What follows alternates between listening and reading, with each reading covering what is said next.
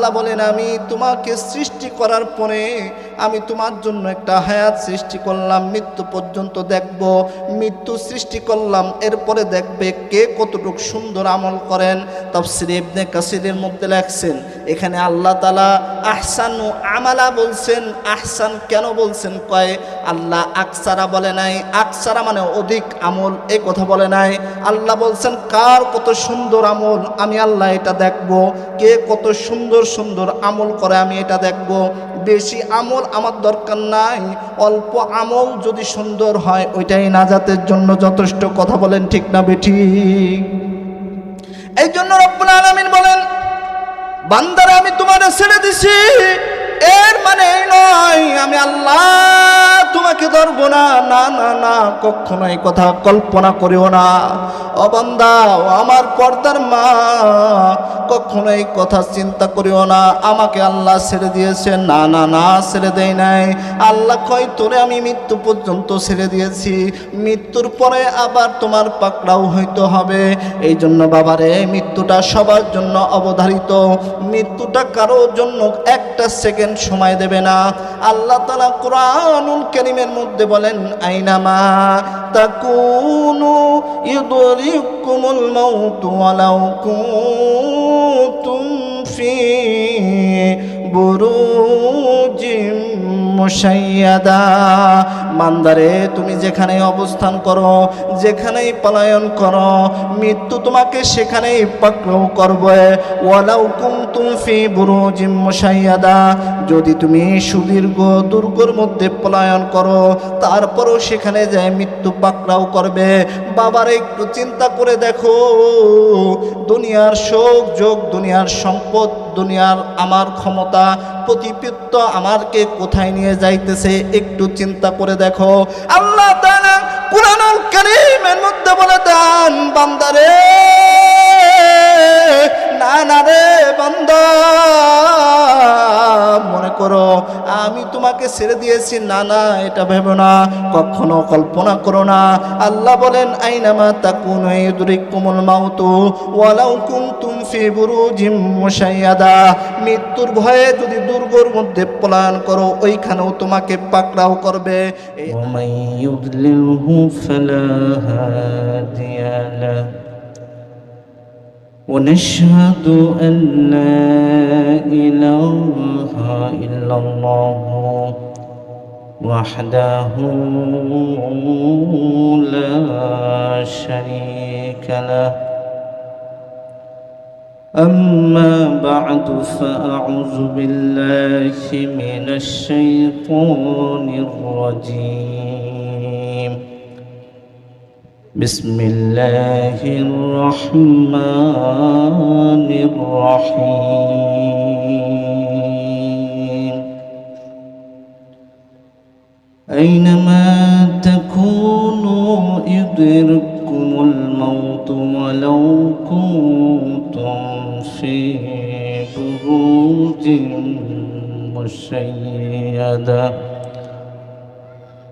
صدق الله المولانا العظيم وصدق رسوله النبي الكريم ونحن على ذلك لمن الشاهدين والشاكرين والحمد لله رب العالمين.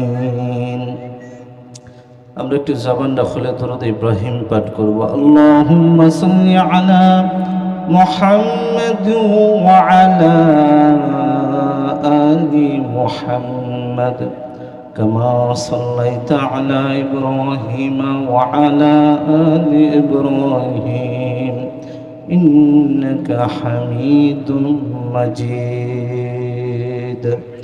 اللهم بارك على محمد وعلى آل محمد كما باركت على إبراهيم وعلى آل إبراهيم إنك حميد مجيد. আমরা একটু জবান খুলে জিকির করব লা ইলাহা। একজনের আওয়াজও বন্ধ থাকবে না। আমরা একটু কষ্ট করে ঠোঁটটা নাড়িয়ে ওই কাবাতুল বাইত, মালিকুল বাইত, মালিকুল কাবার দরবারে একটু জিকির করব, লা ইলাহা ইল্লাল্লাহ, লা ইলাহা, লা ইলাহা ইল্লাল্লাহ, লা ইলাহা, লা ইলাহা ইল্লাল্লাহ, লা ইলাহা ইল্লাল্লাহ, মুহাম্মাদুর রাসূলুল্লাহ। সকলে বলি সাল্লাল্লাহু আলাইহি ওয়াসাল্লাম। আলহামদুলিল্লাহ, দারুল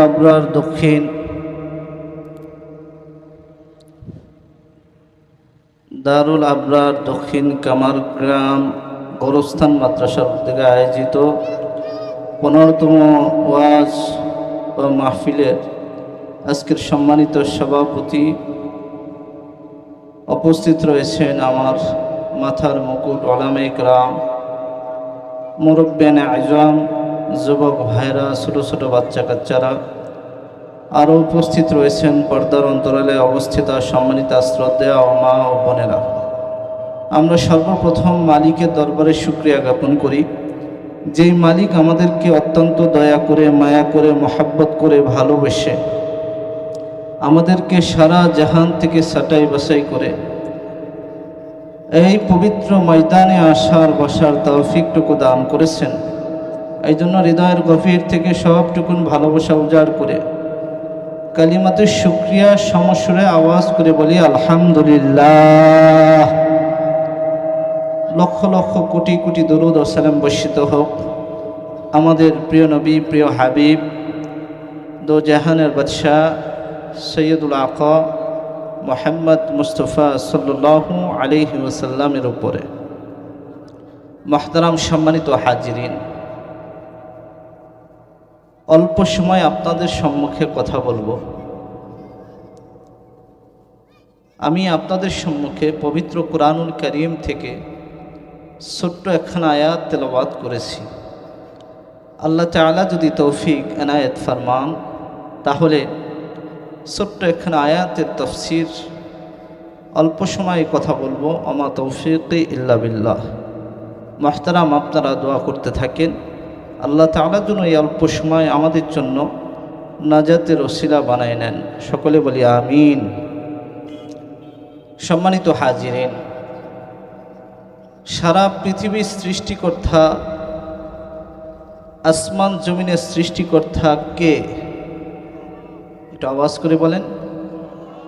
আল্লাহর নাম যাপন করলে, জবানে বললে আল্লাহ খুশি হয় না বেজার হয়?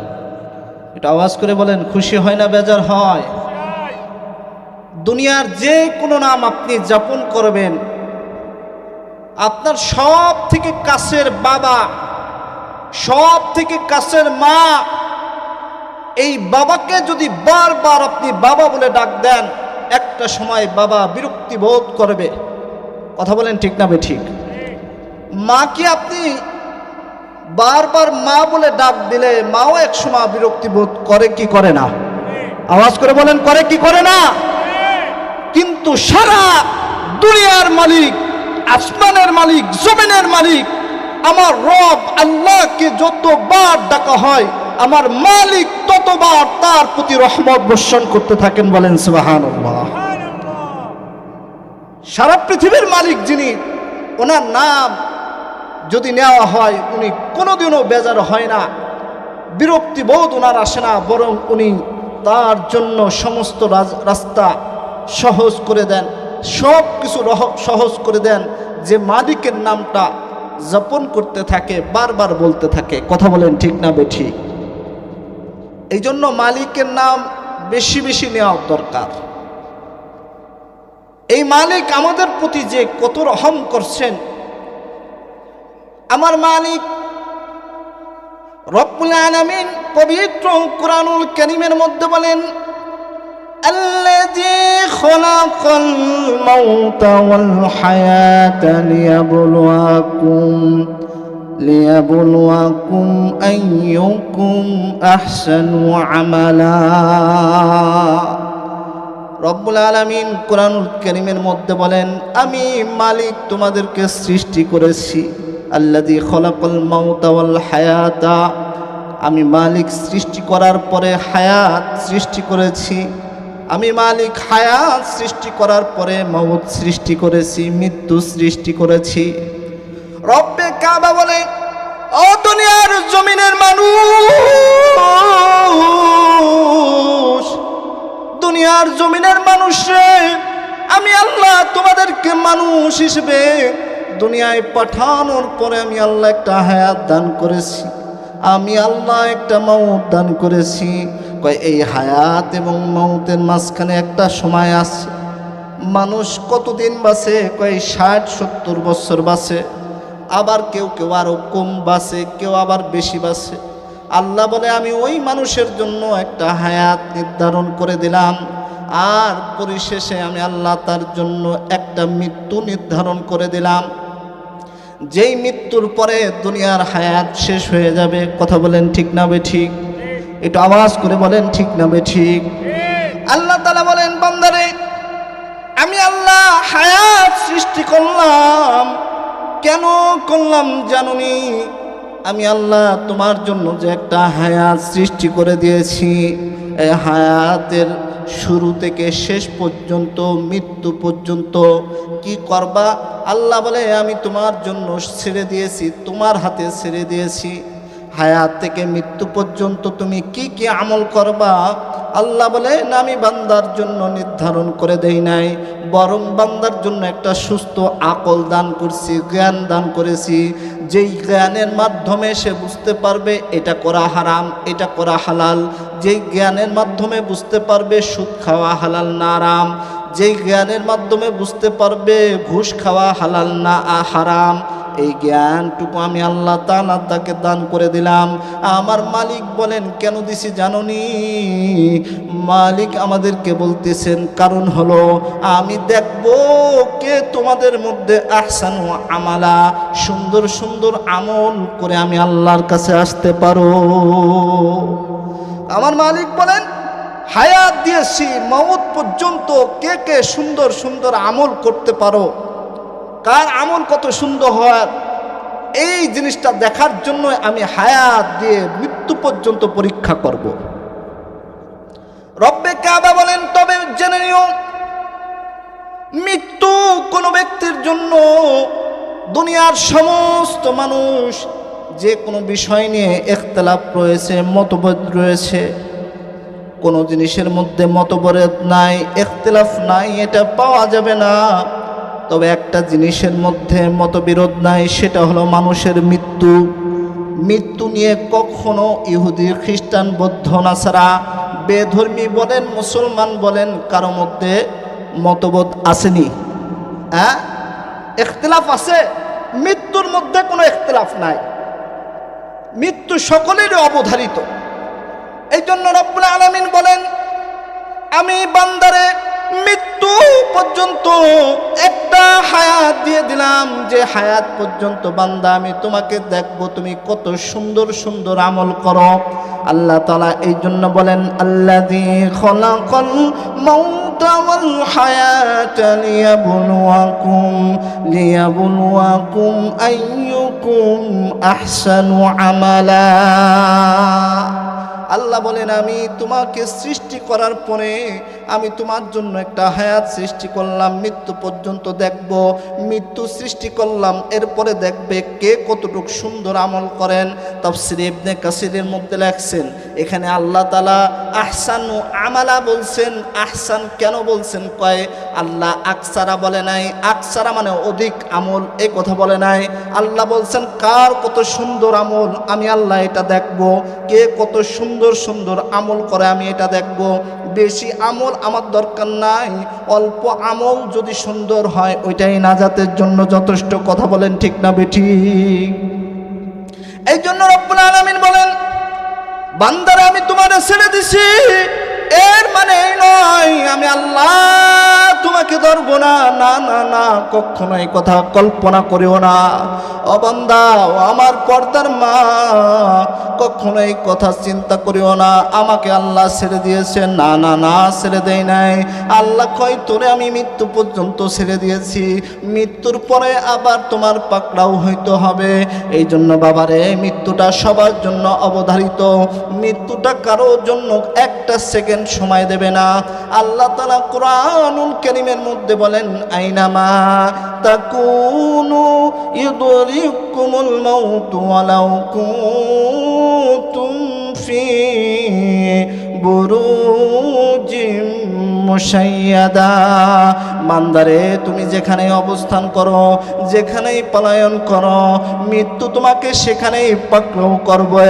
ওয়ালাউ কুনতুম ফি বুরুজিম মুশাইয়াদা, যদি তুমি সুদীর্ঘ দুর্গর মধ্যে পলায়ন করো, তারপরও সেখানে যায় মৃত্যু পাকড়াও করবে। বাবার একটু চিন্তা করে দেখো, দুনিয়ার শোক যোগ, দুনিয়ার সম্পদ, দুনিয়ার আমার ক্ষমতা, প্রতিপিত্ত আমারকে কোথায় নিয়ে যাইতেছে একটু চিন্তা করে দেখো। আল্লাহ তাআলা কুরআনুল কারীমের মধ্যে বলে দেন, বান্দারে, না না রে বান্দা, মনে করো আমি তোমাকে ছেড়ে দিয়েছি, না না, এটা ভেবো না, কখনো কল্পনা করো না। আল্লাহ বলেন, আইনামা তাকুনু ইউদরিকুমুল মাউতু ওয়ালাউ কুনতুম ফি বুরুজিম মুশাইয়াদা, মৃত্যুর ভয়ে যদি দুর্গর মধ্যে পলায়ন করো, ওইখানেও তোমাকে পাকড়াও করবে। এই আয়াতের তাফসীরের মধ্যে আল্লামা ইবনে কাসির রাহিমাহুল্লাহু তাআলা একটা ছোট্ট ঘটনা নিয়ে আসছে। তাফসীরে মারিফুল কোরআনের মধ্যে আল্লামা শফি সাহেব রাহমাতুল্লাহি আলাইহি, তিনি মারিফুল কোরআনের মধ্যে এই আয়াতের ব্যাখ্যার মধ্যে ছোট্ট একখানা ঘটনা নিয়ে আসছে। বাবারা, একটু দিলটা কান দিয়ে লাগায় শুনতে হবে। এক এলাকার মধ্যে একজন ধনী মহিলা ছিল, ধনী মহিলা। এই ধনী মহিলা একটা গোলাম ছিল, গোলাম। ধনী মহিলার একদিন খুব পেটের যন্ত্রণা শুরু হয়ে গেছে, পেটের মধ্যে হামেলা ছিল, বাচ্চা ছিল, বাচ্চা প্রসব করবে। এমন সময় গোলামকে ডাক দিয়ে বলতেছে, রে গোলাম, তুমি আমার জন্য একটু আগুন নিয়ে আসো, যে আগুন আমার জন্য খুবই প্রয়োজন, খুবই দরকার। এখন তো আমাদের আগুনের দরকার হয় না, যখন বাচ্চা ভূমিষ্ঠ হয় দৌড়ায় নিয়ে যায় হসপিটালে। কথা বলেন ঠিক না ঠিক? আর যাওয়ার পরে সিজার, ভালো মানুষটারে কাইটে কুটে বের করবে। এটা হলো আমাদের তবিয়ত হয়ে গেছে, কিছু হইলেই সিজার। কে বাবা, আজ থেকে 10 বছর পর, 15 বছর আগে সিজারের নাম গন্ধ ছিল? হ্যাঁ, সিজারই মানুষ বুঝতো না। কিন্তু এখন বাচ্চার কোনো কিছু হইলেই দৌড় দেয় আমরা হসপিটালে। কথা বলেন ঠিক না ঠিক? এ সমস্ত জিনিস আমাদের থেকে আমরাই প্রশ্রয় দিয়েছি। বাচ্চা প্রসব করার সময় আগুনের দরকার হয়।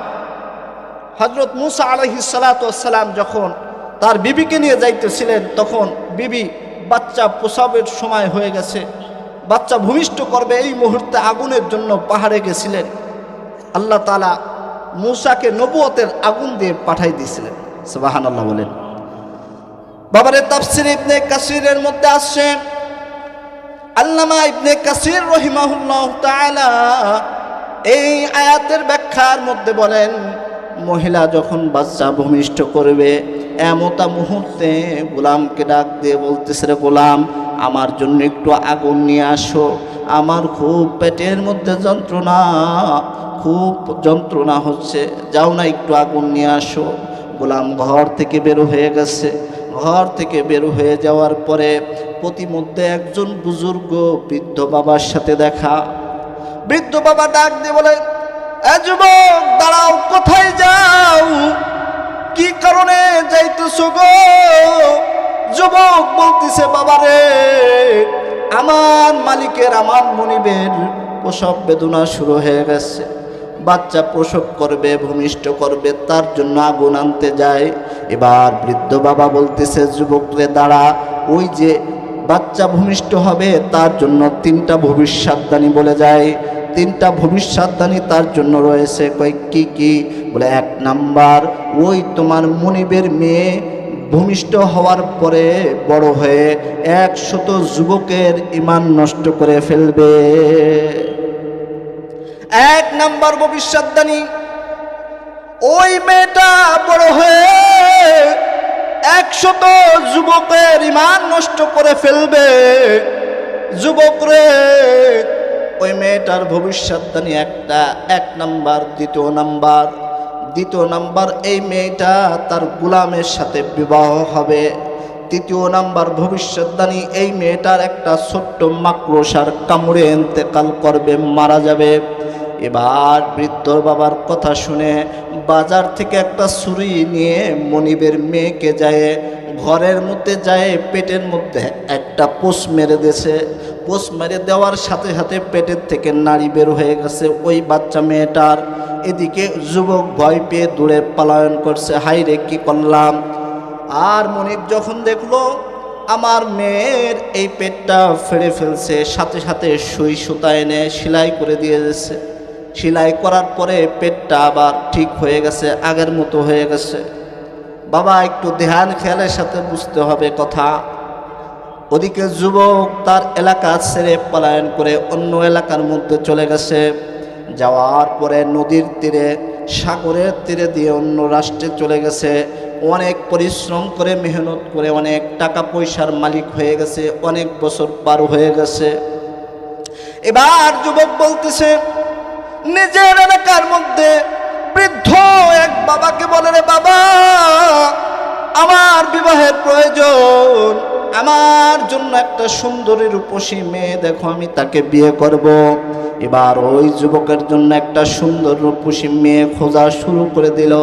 সারা শহরের মধ্যে কোনো সুন্দর রূপসী মেয়ে নাই। একটা মেয়ে খুবই চমৎকার, খুবই সুন্দর, খুবই রূপবতী। ওই মেয়েটার সাথে যুবকের বিবাহর কথাবার্তা ফাইনাল হয়ে গেছে। এখন এই যুবকের টাকা পয়সাও অনেক হয়ে গেছে। এই যুবক কিছুদিনের মধ্যে ওই মেয়েটাকে বিবাহ করে ফেলছে। বিবাহ করার পরে বাসর রাতে মেয়েটা বলতেছে, রে যুবক, তোমারও তো এই এলাকার মধ্যে আগে কখনো দেখি নাই, তুমি কোথা থেকে আসছো? যুবক বলতেছে, তুমি তো আমার বিয়ে করা বউ হয়ে গেছো, তোমাকে আমি সত্য কথা তাহলে বলে দেই। আর ওই যুবক যখন ওই মেয়েটার চেহারা দেখছে, চেহারা দেখার সাথে সাথে আবির্ভূত হয়ে গেছে, পাগল হয়ে গেছে। এত সুন্দর চেহারা কোনো মেয়ে হইতে পারে এটা কল্পনাও করতে পারে নাই। এরপরে যুবক বলতেছে, আমি এই এলাকায় সন্তান, এখানেই বড় হয়েছি। আমি একটা মনিবের মেয়েকে ছুরি দিয়ে আঘাত করে আমি এখান থেকে পলায় চলে গেছিলাম। আবার দীর্ঘদিন পরে এই এলাকায় আসছি। এবার ওই মেয়ে বলতেছে, স্বামীরে শুনে নাও, ওই মেয়ে তো অন্য কেউ না, ওই মেয়ে তো আমি নিজেই, যাকে তুমি ছুরি দিয়ে আঘাত করেছিলে, সেই মেয়ে তো আমি নিজে। এবার যুবক বলে, না রে না, বিশ্বাস হয় না। এবার মেয়েটা পেটের থেকে কাপড়টা সরায় দেখায়, বলে, দেখো এখনো আমার ওই ছুরির দাগ এখনো মেটে নাই। এবার যুবক বলতেছে, বিবি রে, তবে তুমি যখন ভূমিষ্ঠ হও তখন একজন মুরব্বী তোমার নামে 3টা ভবিষ্যৎবাণী করে গেছিল। 1 নাম্বার ভবিষ্যৎবাণী, তুমি 100 যুবকের ঈমান নষ্ট করবা, 100 যুবকের সাথে জিনা করবা। এটা কি বাস্তব কিনা, সত্য কিনা? এবার বিবি বলতেছে, হায় রে, আমার গোপন কথা আমার স্বামী জেনে গেল, এখন তো লুকানোর কোনো ব্যবস্থা নাই, হায় রে হায়। এবার স্বামীর হাতে পায়ে ধরে বলতেছে, স্বামী রে, যখন তোমার সাথে বিবাহের কথা চলতেছিল, আল্লাহর কসম করে বলতেছি, পিছনের যত গুনাহ হয়েছে, পিছনের যত জিনা হয়েছে, সমস্ত জিনার জন্য আল্লাহর কাছে তওবা করেছি, আর জীবনে কোনোদিন জিনা করব না। কিন্তু 100 কিনা এটা আমার জানা নাই। তাফসীর ইবনে কাসিরের মধ্যে রাখেন, ওই যুবতী মেয়েটা বলতেছে, 100 সংখ্যা আমার মনে নাই, 100 কম হইতে পারে, বেশিও হইতে পারে। এবার যুবক বলতেছে, তুমি তো আমার ঘরের বিবি হয়ে গেছো, তবে সমস্যা দ্বিতীয় নাম্বার ভবিষ্যৎবাণীও মিলে গেছে।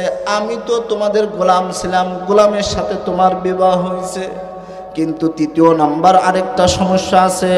তৃতীয় নাম্বার সমস্যা হলো তোমাকে ছোট্ট একটা মাকড়সা কামড় দিয়ে মেরে ফেলবে। ছোট্ট একটা মাকড়সার কামড়ে তুমি মারা যাবা। এবার বিবি বলতেছে, স্বামী গো, প্রাণের স্বামী, এটা কেমনে সম্ভব, কিভাবে সম্ভব? এবার যুবক বলতেছে, জানি না, কিন্তু বৃদ্ধ বাবা দুইটা ভবিষ্যৎবাণী বাস্তবে রূপান্তরিত হয়েছে। তৃতীয় নাম্বার, তুমি একটা মাকড়সার কামড়ে মারা যাবা, এটাও বাস্তব হইতে পারে। এবার বিবি স্বামীর হাতটা ধরে বলে, রে স্বামী,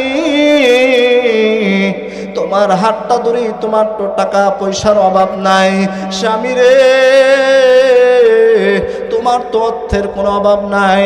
স্বামী রে, তুমি আমার জন্য সুন্দর একটা ঘর বানাও, একটা কাছের ঘর বানাও, যে ঘরের মধ্যে মাকড়সা তো দূরের কথা, একটা পিঁপড়াও ঢুকতে পারবে না।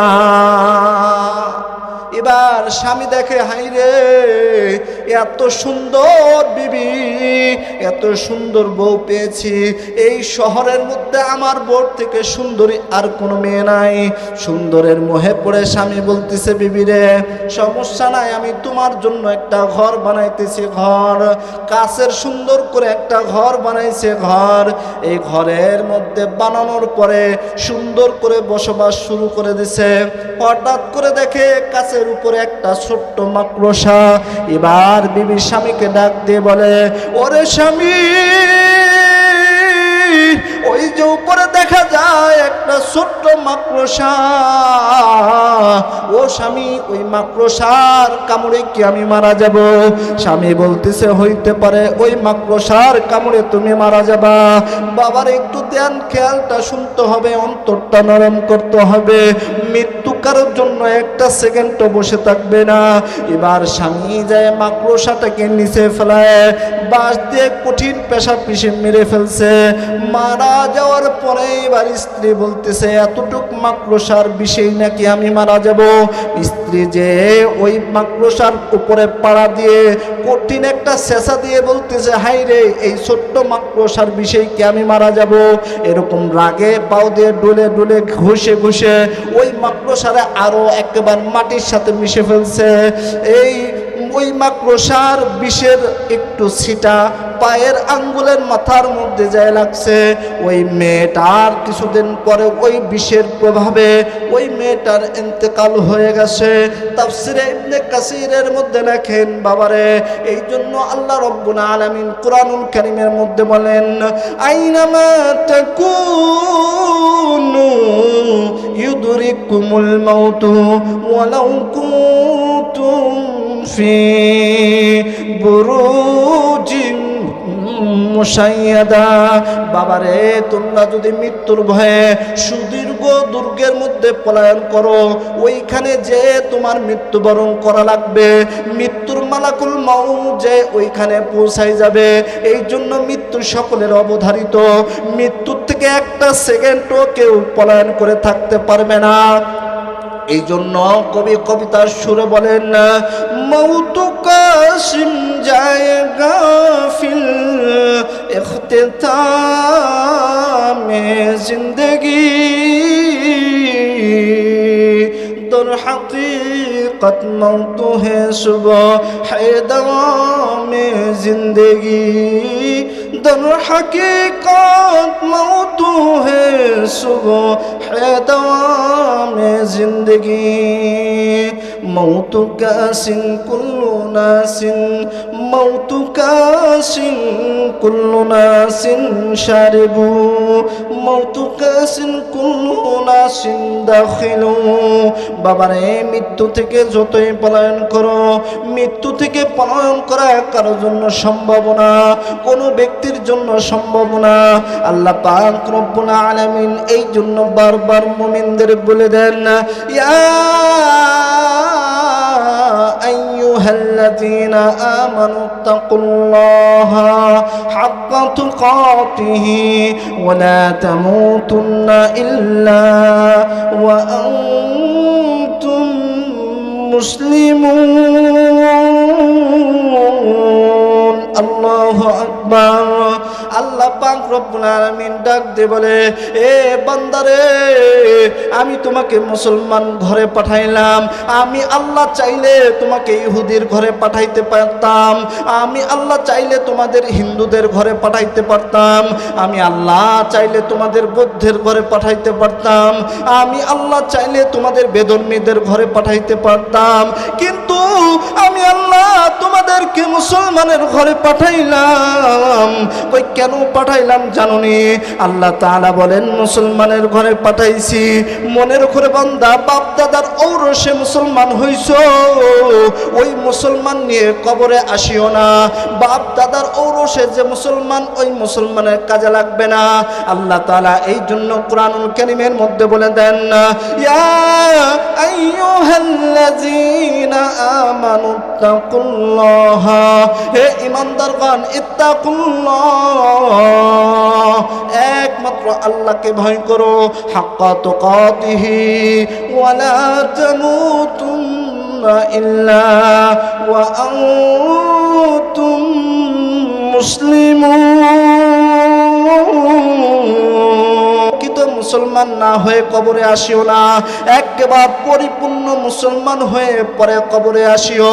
বাপ দাদার ঔরসের মুসলমান কবরে কাজে লাগবে না।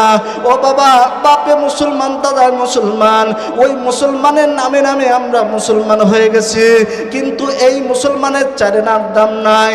আমার প্রকৃত মুসলমান হয়ে, প্রকৃত মুমিন হয়ে আমার কবরে যাইতে হবে। আর মৃত্যুর আসার আগ পর্যন্ত মুমিনের গুণাগুণ অন্তরে আনা লাগবে। বাবারা, এই জন্য মৃত্যুর জন্য তৈরি হইতে হবে। নবী আলাইহিস সালাতু ওয়াস সালাম হাদিসের মধ্যে বলেন, মুমিন যে, মুসলমান যে, ওই মুসলমান বারবার স্মরণ করে মৃত্যুর কথা। আকসিরু যিকরা হাজমিল লাযাতিল মাউত, মুসলমান মুমিন মৃত্যুর কথা বারবার স্মরণ করতে থাকে, বারবার স্মরণ করতে থাকে। আশআরে মুবাশশারা হযরতে আবু বকর সিদ্দিক রাদিয়াল্লাহু তাআলা আনহু, আল্লাহর নবী তাকে জান্নাতি ঘোষণা দিয়ে দিয়েছেন। আল্লাহ তাআলা তার জন্য জান্নাতের সার্টিফিকেট দিয়ে দিয়েছেন। আবু বকর সিদ্দিক রাদিয়াল্লাহু তাআলা আনহু কবরের ওইখানে যায় হাউমাউ করে কান্না করতেন। সাহাবায়ে কেরাম বলেন, আবু বকর কবর দেখে এত বেশি বেশি কান্না করত, আবু বকরের দাড়ি মোবারক ভিজে, দাড়ি দিয়ে টপকে টপকে পানি পড়তে থাকতো। বাবারে, এই জন্য আবু বকরও জান্নাতের সার্টিফিকেট পাওয়ার পরও আল্লাহর ভয়ে, মৃত্যুর ভয়ে, কবরের ভয়ে কান্না করেছে। ও বাবা, মৃত্যুর জন্য এমন কোনো ব্যক্তি নাই, মৃত্যুর জন্য, মৃত্যু যার জন্য আসবে না এমন কোনো অবস্থা কারো জন্য তৈরি হবে না। হযরত ঈসা আলাইহিস সালাতু ওয়াস সালাম একটা কবরের পাশ দিয়ে হাঁটতে হেঁটে যাইতেছিলেন। প্রতিমধ্যে দেখে এক কবরের পাশে বৃদ্ধ এক মা বসে কান্না করতেছে, জোরে জোরে চিৎকার করতেছে। ঈসা আলাইহিস সালাতু ওয়াস সালাম ডাক দিয়ে বলতেছে, ও বৃদ্ধ মা, তুমি কেন কান্না করো গো? কি হয়েছে তোমার? বৃদ্ধ মা বলতেছে, ঈসা রে, কয়েকদিন আগে আমার ছোট্ট একটা মেয়ে হয়েছিল, এই মেয়েটা 5-6 বছরের মধ্যে মারা গেছে। ঈসা রে, আজকে 7-8 দিন হলো আমার মেয়েটা মারা গেছে। ঈসা রে, তুমি তো কবরের মানুষ জীবিত করতে পারো। ও ঈসা, একটু আল্লাহর কাছে বলো না, আমার মেয়েটা যেন কবর থেকে উঠে যায়, আমার মেয়েকে যেন আমি একটা নজর দেখতে পারি রে। ঈসা রে, তোমার কাছে ওয়াদা করলাম, আমি জীবনে আর কখনো কান্না করব না। এবার ঈসা আলাইহিস সালাতু ওয়াস সালাম কবরের পাশে দাঁড়ায়া ডাক দিয়েছে, কুম বিইজনিল্লাহ ইয়া ফুলানা, হে অমুক, এই কবর থেকে দাঁড়ায় যাও আল্লাহর হুকুমে। এবার কবর থেকে দাঁড়ায় গেছে ওই মেয়েটা। এবার মা মেয়ের দিকে তাকাইয়া দেখে মেয়ে ছোট্ট বাচ্চা, কিন্তু সমস্ত চুল তার পেকে সাদা হয়ে গেছে। এবার ওই মেয়েটা জোরে চিৎকার করে বলতেছে, মারে মাগো তুমি কবরের পাশে যায় আমার জন্য জিয়ারত করতা, ওটাই বেশি ছিল, আমার জন্য ঈসালে সব পাঠাইতা, ওটাই বেশি ছিল, কিন্তু কেন তুমি ঈসা নবীর মাধ্যমে আমাকে ডাক দিয়ে উঠাইলা? মাগো মা। এবার ওই মা বলতেছে, মেরে তোমাকে কয়েকদিন আগে আমি কবরে রেখে আসলাম, কিন্তু তোমার দেখি সমস্ত মাথার চুলগুলো পেকে গেছে, ঘটনা কি, কারণ কি? মেয়ে বলতেছে, মাগো আমি যখন কবরে শোয়া ছিলাম তখনও আমার চুলগুলো পাকে নাই, কিন্তু ঈসা নবী যখন আল্লাহর কাছে ডাক দিল, আল্লাহর কাছে ডাক দিয়ে অনুমতি চাইল মেয়ের উঠানোর জন্য, ও মা আমাকে তখন উঠাইবে, এই উঠানোর মুহূর্তে আমার চুলগুলো পেকে গেছে। কেন পাকলো, কিসের কারণে পাকলো? এবার মেয়ে বলতেছে, মারে আমি চিন্তা করলাম আমি যে কবর থেকে উঠে যাইতেছি, আমাকে আল্লাহকে আবার দ্বিতীয়বার মৃত্যু দেবে। মাগো মা, আমি ওই মৃত্যুর যন্ত্রণার কারণে মা আমার চুলগুলো চিন্তায় আমার পেকে গেছে, হাই রে হাই, আবারও আমার মৃত্যুবরণ করতে হবে, এই মৃত্যুর কথা চিন্তা করে আমার সমস্ত চুল পেকে গেছে। ও মা, এবার ঈসাকে বলো আমার জন্য মৃত্যুর কষ্ট না হয়, মৃত্যুর যন্ত্রণা না হয়, আমাকে যেন আবার এই অবস্থায় কবরে রাখা হয়। বাবারে, এই জন্য মৃত্যুর জন্য তৈরি থাকতে হবে, মৃত্যুর জন্য সবসময় প্রস্তুত নিয়ে যাইতে হবে। আর এই মৃত্যুটা যদি বৎকারের হয়, আর আমি যদি বেআমলদার হই, বেআমলের জন্য আল্লাহ তাআলা বলেন, ফামা বাকাত আলাইহিমুস সামাউ ওয়াল আরদু ওয়া মা কানু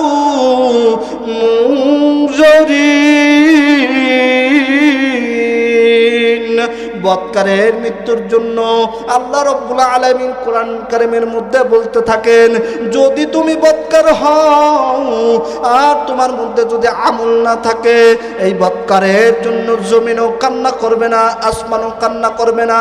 হযরতে রাসূল আকরাম সাল্লাল্লাহু আলাইহি ওয়াসাল্লাম হাদিসের মধ্যে বলে দেন, মা মিন মুমিনিন ইল্লা ওয়ালাহু বাবানে, বাবুন ইয়াসআদু মিনহু আমালুহু ওয়া বাবুন ইয়ানজিলু মিনহু রিজকুহু, ফাইজা মাতা বাকায়া আলাইহা ক্বালা ফালিযালিকা কাওলুহু আযজা ওয়া জাল্লা। আল্লাহ নবী আলাইহিস সালাতু ওয়াস সালাম বলেন, নবী আলাইহিস সালাতু ওয়াস সালাম হাদিসের মধ্যে বলে দেন, ও দুনিয়ার মানুষে, ও আমার উম্মত রে শুনে নাও, মা মিন মুমিনিন ইল্লা ওয়ালাহু বাবান, বাবুন ইয়াসআদু মিনহু আমালুহু ওয়া বাবুন ইয়ানসিলু মিনহু রিজকুহু, ফাইযা মাতা বাকায়া আলাইহি فما بكت عليهم السماء والأرض وما كانوا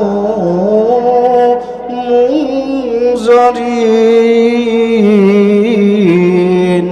নবী আলাইহিস সালাতু ওয়াস সালাম বলে দেন, ও দুনিয়ার উম্মত, যদি তুমি বৎকার হয়ে মৃত্যুবরণ করো, আল্লাহ তাআলা নবী হাদিসের মধ্যে বলে দেন, মা মিন মুমিনিন ইল্লা ওয়ালাহু বাবানে, যদি কোনো মুমিন মারা যায়, ওই মুমিনের জন্য আসমান হাউমাউ করে কান্না করতে থাকে। যদি কোনো মুমিন মারা যায়, জমিন তার জন্য হাউমাউ করে কান্না করতে থাকে। ফাইজা মাতা বাকায়া আলাইহি ফালিযালিকা কাওলুহু আযজা ওয়া জাল্লা, ফামা বাকাত আলাইহিমুস সামাউ ওয়াল আরদু ওয়া মা কানু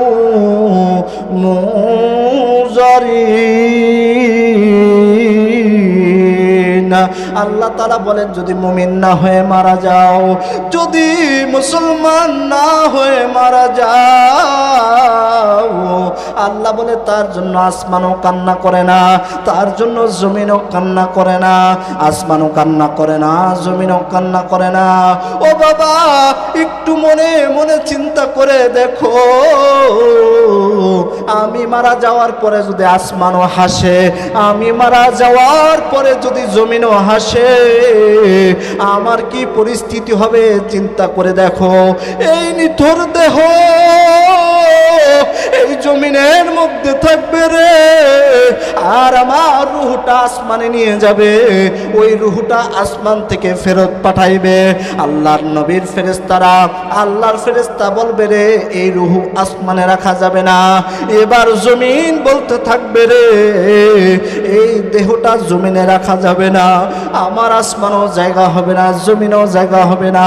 ও বাবা, আল্লাহর নবী বলে দেন আন ইবনে আব্বাস রাদিয়াল্লাহু তাআলা আনহু قال قال رسول الله صلى الله عليه وسلم أهون أهل النار عذابا أبو طالب وهو منتعل بنعلين يغلي